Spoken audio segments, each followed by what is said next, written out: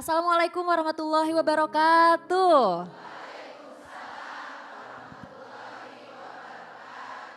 Bunda, kajian hati. Alhamdulillah senang sekali saya Zizi Syahab hadir menemani Anda. Dan hari ini tema kita adalah ada cahaya di balik derita asalkan hati tak putus asa. Masya Allah. Langsung kita kasih kesempatan untuk Ustadz memberikan kajian buat kita semua. Silakan Ustadz. Bismillahirrahmanirrahim.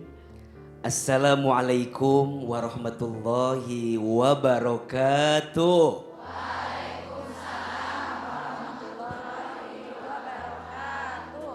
Bunda, ada cahaya di balik derita, asalkan hati tak putus asa. Kadang dalam hidup, kita sering merasa ketika Allah menguji kita, Allah sedang membenci kita. Padahal, mohon maaf, ketika Allah mengujimu, sesungguhnya Allah sedang mencintaimu.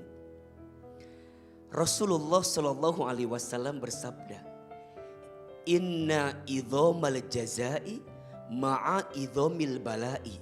Sesungguhnya besarnya pahala itu tergantung beratnya ujian. Wa innallaha iza ahabba qauman ibtalahum. Dan sesungguhnya Allah apabila sedang mencintai seorang hamba, Allah segerakan ujian kepada mereka. Faman rodiya falahur ridho. Barang siapa yang ridho dengan setiap ujiannya, maka Allah ridho kepadanya. Waman sakhito falahus sukhtu. Dan barang siapa yang murka, yang benci dengan ujiannya, maka Allah pun murka benci kepadanya. Bunda, belajarlah untuk memahami bahwa setiap ujian yang membuat kita menderita, justru di saat itulah Allah sedang memeluk kita. Allah sedang membelai kepala kita. Allah sedang mencintai kita. Dan Allah sedang merindukan kita agar kita segera kembali kepada Allah Subhanahu wa ta'ala. Kadang dalam hidup kita harus ngalamin patah hati. Karena di balik patahan itu Allah kirimkan cahayanya. Mohon maaf, setelah dikecewakan oleh manusia, jangan nyari manusia lagi. Setelah pernah kecewa dengan dunia, jangan terlena dengan dunia lagi. Sudah saatnya back to Allah, kembali kepada Allah, agar kita mendapatkan cahaya di balik semua derita yang pernah terjadi dalam kehidupan kita. Percayalah, ujian itu menjadikanmu lebih dekat dengan Allah. Betul? Ujian itu cara Allah menghapuskan dosamu. Ujian itu cara Allah mengangkat derajatmu. Ujian itu cara Allah menyiapkan surga terbaik untukmu. Kenapa? Siapapun orang yang saat di dunia ujiannya disegerakan, kemudian dia sabar, dia ridho, dia terima, maka nanti di akhirat Allah ringankan hisabnya. Karena ujiannya sudah Allah segerakan di dunia.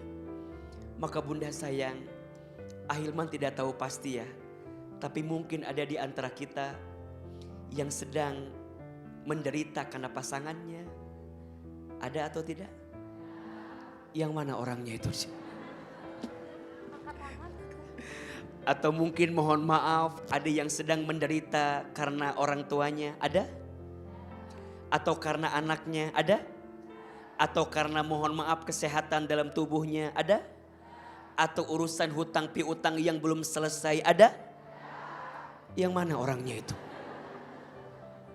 Ayo, hidup ini bukan tentang seberapa berat ujiannya, tapi hidup ini tentang seberapa lapang hatinya untuk mendapatkan cahaya dari Allah atas setiap ujian derita yang dia terima.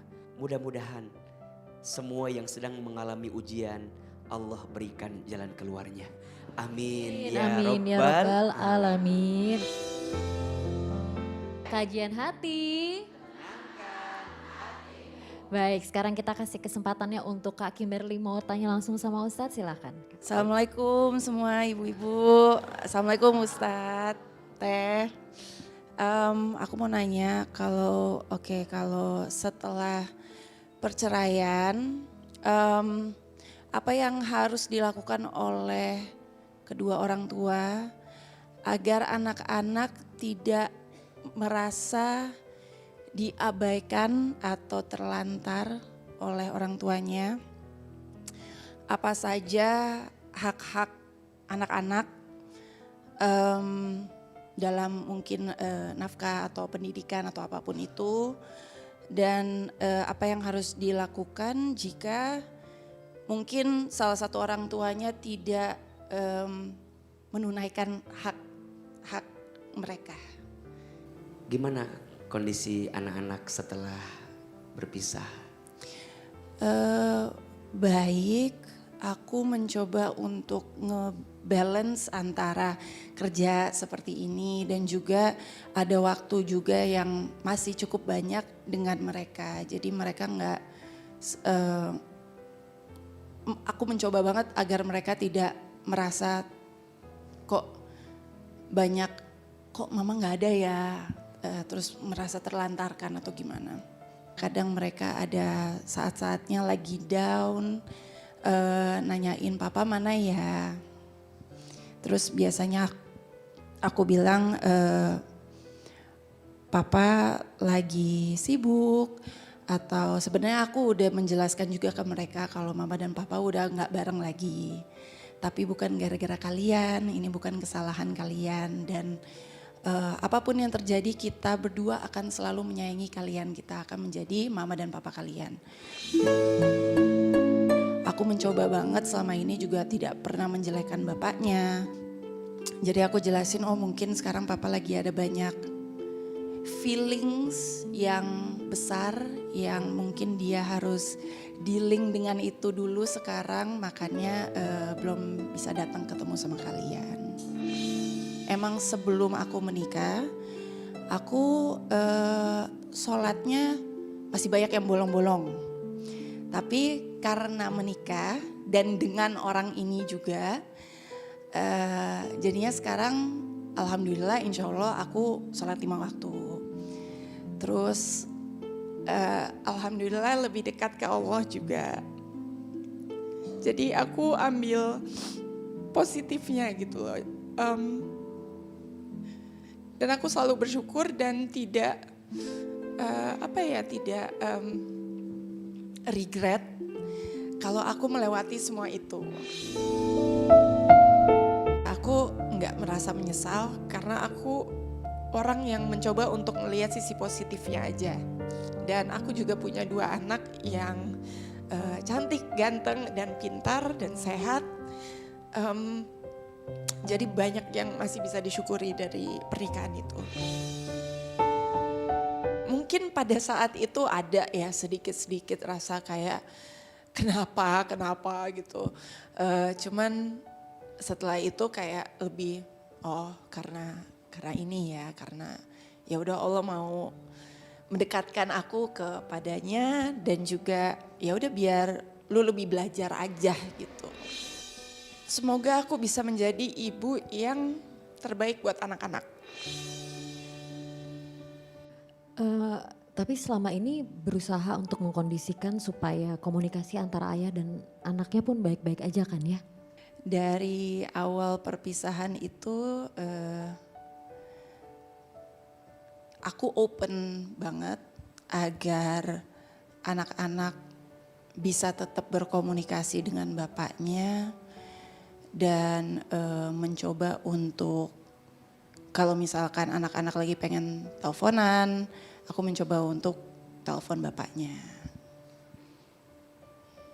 Masya Allah, kuat banget dari awal. Ini luar biasa. Kimberly such a strong woman and mama. Amin, amin.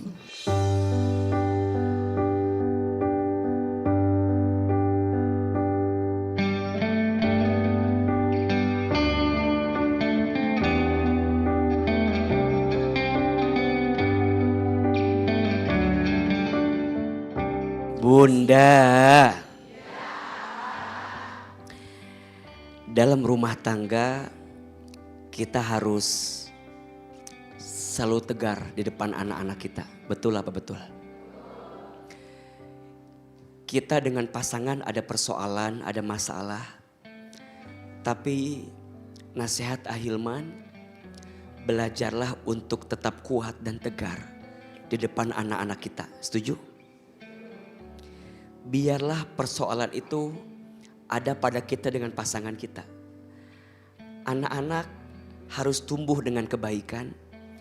Anak-anak harus hidup dengan segala kebahagiaan yang dihadirkannya. Maka tadi Kak Kim menyampaikan kepada kita bahwa gimana caranya agar kemudian setelah perpisahan ini beliau tetap jadi ibu yang kuat, jadi ibu yang hebat untuk bisa membesarkan anak-anak dalam kebaikan. Sosok ayah di dalam keluarga itu memang sangat penting. Bahkan di dalam Al-Quran, percakapan antara ibu dan anak dan antara ayah dengan anak ternyata lebih banyak percakapannya antara ayah dengan anak. Bunda mungkin bisa menemukan bagaimana percakapannya Nabi Ibrahim dengan putranya Nabi Ismail, betul? Ada juga percakapannya Nabi Yakub alaihissalam dengan Nabi Yusuf alaihissalam.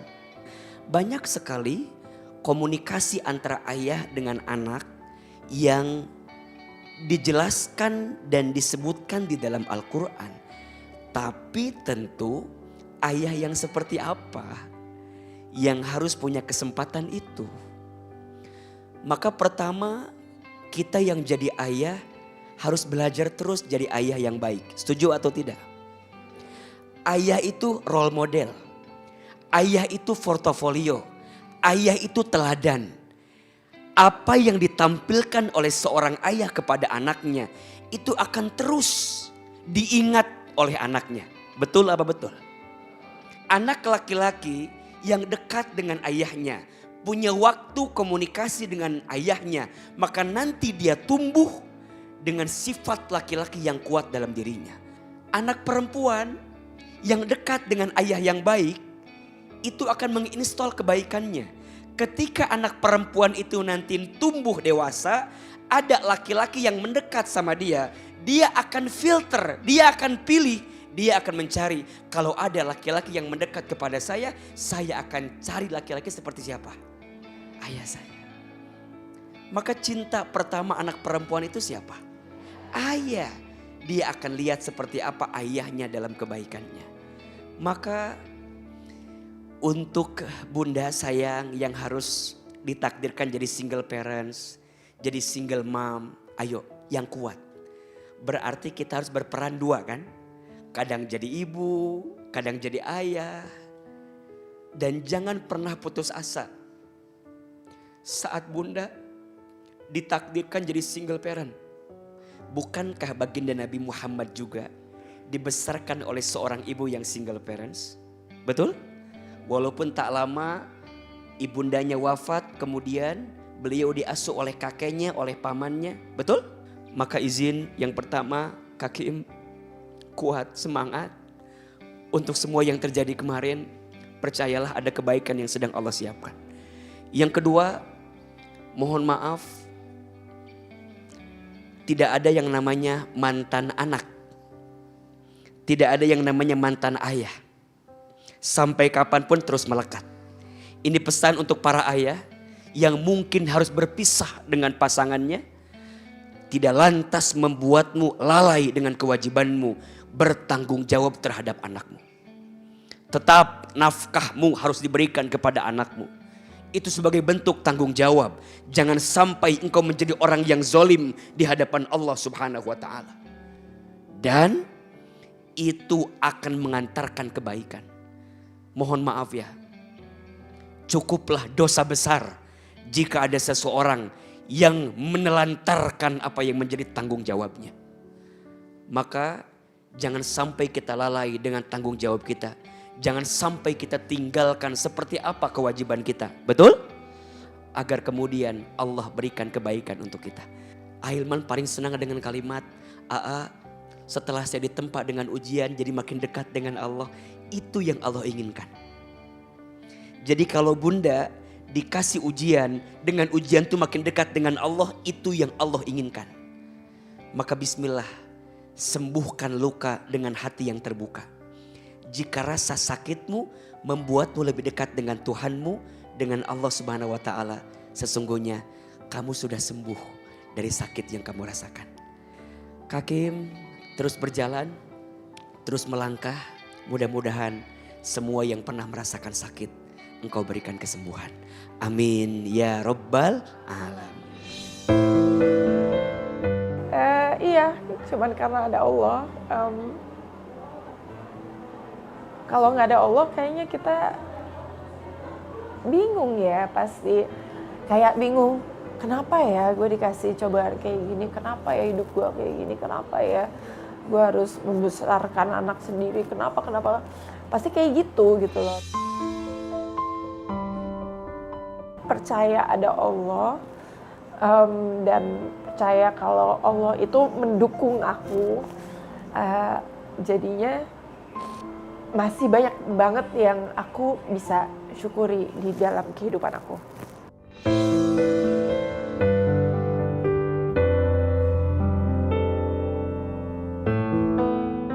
Kurang ada sosok seorang laki-laki karena kayaknya seharusnya ada balance-nya kan di situ dari ayah dan dari ibunya. Kalau memang dikasih jodoh lagi sama Allah, alhamdulillah. Cuman kalau tidak pun ya sudah, nggak apa-apa. Mau ngapa-ngapain tuh kayak semuanya buat mereka. Udah jarang mikirin diri sendiri tuh. Kayak sekarang cari duit tuh buat apa sih, kayak buat ya udah buat anak-anak aja, nggak pernah. Jarang banget kayak buat diri aku sendiri tuh jarang. Insya Allah ke depan ya. Semoga